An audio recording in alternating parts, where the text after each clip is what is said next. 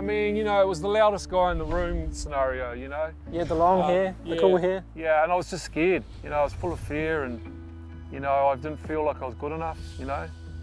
And so I tried to control my external world, you know, by, you know, practicing a lot of guitar, you know, my appearance. But everyone would have thought you were super confident. Yeah, right? super, yeah, super. But you weren't.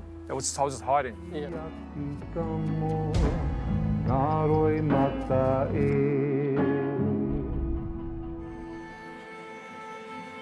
Kātahi te haerenga a Riqi Harawira ko tēnei. Ahakoa ngā piki me ngā heke o te ao rōkena kei te kaha tonu ia I tōna kāinga.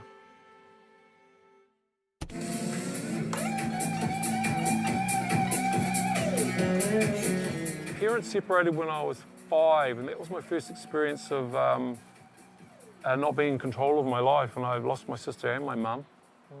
Dad raised me, which was great. I loved my father. Yes, Dad was, he was a very, you know, a bit of a dapper fella, very real entertainer, our father. Nor te aupōuri, nor ngāpuhi ia. Very skilled guitarist and musician, yeah, and a bit of a hard case, bit of a character. Here he is too when he was younger. This is in Killen Street in Whangarei with his brothers and sisters. I was kicked out of home when I was 10 because my stepmother, you know, we clashed, and I ended up in the boys' homes and foster care, and you know, while I was there, I got hurt, you know, and so I came out of there with a chip on the shoulder, and really didn't have the skill to manage it. So that's why I turned to drugs early on. That was sort of the way I managed my moods. He pukinga a Riqi ki te whakatangi ki tā, nā tēnā I puare ai ngā tātou ki aia. I aru mea nuitia ia e ngā pene me ngā ringa puoro. Rangitoto College, I was headhunted by Mikey Havoc and the boys to join Push Push, and then later on Dead Flowers was a progression from that. And you know, I sort of started to master my skills and decided that the guitar was my taiaha, my gitaiaha, and it was an instrument of something that gave me mana. You know, I worked hard at it. It set me apart from other individuals. It's something that I really enjoyed. Yeah. Kua whaia a Dead Flowers e tētahi puni whānoke, ko Riqi te kaiwhakatangi ki tā matua, no muri mai ka whakaputaina ngā pūkaimi e toru, a kua tū hei kaiwhakataki mo te rōpū Guns N' Roses.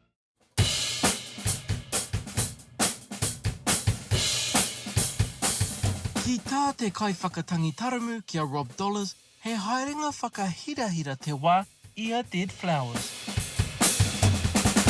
Being in Dead Flowers was fantastic. It was a really great time to be playing music in this country, and it was a bunch of ego-driven young guys having their egos massaged by crowds. It was great. Before I was in a band with him, I was a punter going to the 5 bands for $5 at the power station, and he was in a band called Whiskey and Lace, and I'm pretty sure every single one of my friends and every single person I knew watched those nights and went, he's by far the best guitarist. Not only there, but just the best guitarist. Like, that band would do cult covers sometimes, and in the 90s, you hear someone play cult covers on guitar and have it sound the way Riqi made it sound. Like, it was impressive, like proper impressive. He was an absolute talent. He was a singular talent. Yeah, it was amazing.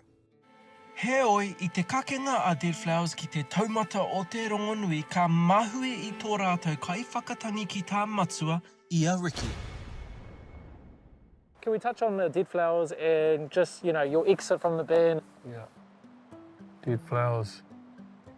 It's still really painful for me, that. I still reflect on it. Because, you know, my behaviour, it got out of hand.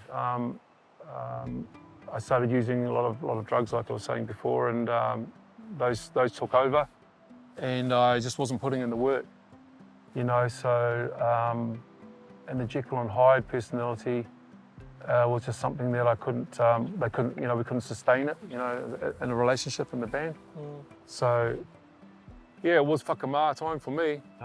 Yeah, but I got kicked out of Push Push too because I was smoking weed and you know, drinking beers, and getting into fights down Wairangi Bay.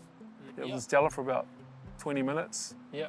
But there again, I didn't want to do that. I wanted to do my own thing. Yeah. I was in damn native for about 5 minutes. Yeah, I just went out on my own and sucked for a long time. Ahatia I te nuinga o taua wā I pakari tonu a Riqi. Koia nei te āhua e maumahara nei a Rob. He definitely wasn't too difficult to work with for the majority of the time he was in the band. He became more difficult to work with towards the end. And as I say, I think it's because he started really battling with the stuff he had inside. Nā te pakanga ki te wāranga ki te mamai me te whakaparahako, ka taka a Riqi ki te hohonutanga o te pauri.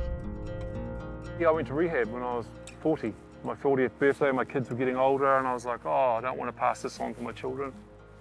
So I knew that I had to change my behaviour because of my children, and I apologised to them all the time, and they're like, Dad, we know you love us, we know.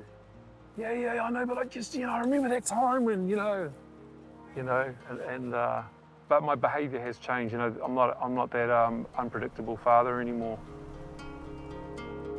When you're using substances, that's okay if you live on Mars because you're not interacting with other people. You have to look after your own tinana, your own mind. You become short-tempered, you become grumpy, you're hard to read, you shut down. Family starts walking around on eggshells, and this becomes a cycle. And no one has the right to do that, So, yeah, change is possible. Kua huri te ao, Riqi, I enei rā ko tana mahi he āwhina I ētahi atu ki te pakanga I ngā taimahatanga I ki te ai ia. Ko tāne ora tēnei ki te uru o tāmaki, ko Riqi te kai arahi I konei. You guys are high value men now. You've restored your mana, your leaders now. So as if there's something in your life you don't like, you could change it. Remember, as within, so without, yeah. So I work for Man Life full-time as I'm a family violence practitioner. So I work with men who have issues around harm, mental health, addiction, domestic violence.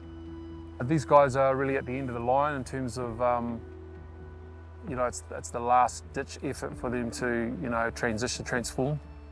The men come in really beaten down, whether by their own doing or by the justice system.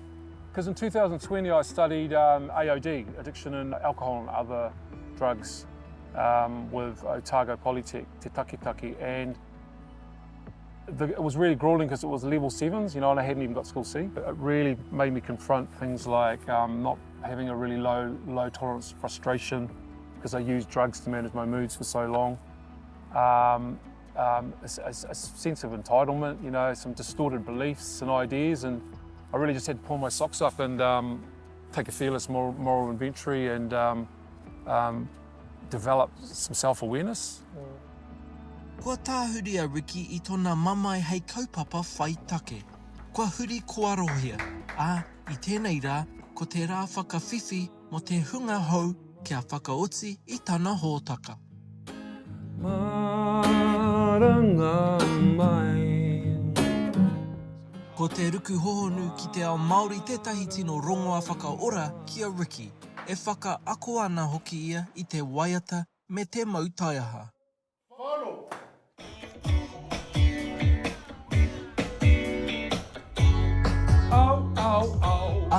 Kei te whai tonu ia I tōna ngā kaunui.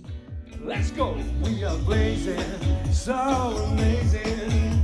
All the people in the world will say. Why should I give up? Why should I give up? I've still got. That's another thing I want to inspire people who are getting older to continue their passion for whatever it is that they enjoy. Because after I left Dead Flowers, it was like, oh shit, I went to the bottom. And I lost sight of the why I actually do it. And why I do it is because I love singing waiata Māori, and it's my nature. It's our father, he was an entertainer, and that's what we grew up with, and that's how we communicate, and that's how I communicate with people. Crystal and gold, oh, oh.